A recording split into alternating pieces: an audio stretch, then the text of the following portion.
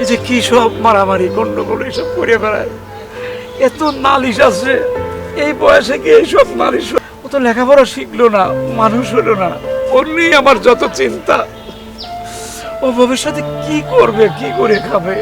তাছাড়া বাবারে, এই যে কি সব মারামারি গন্ডগোল এসব করে বেড়ায়, এত নালিশ আছে, এই বয়সে কি এইসব নালিশ সহ্য করা যায়? তুমি একটু ওরে বলে যাও, ও যেন একটু ভালোভাবে। আরে ওর তো কোনো কিছু অভাব নাই, আমার তো কম নাই রে বাজার। ও বসে বসে খাক, এসব হরিজনের মধ্যে ওর যাওয়ার কি দরকার? বাবা, তুমি শুধু আমার জন্য দোয়া করো, আমি যেন এসে সংসারের হাল ধরতে পারি। অবশ্যই অবশ্যই।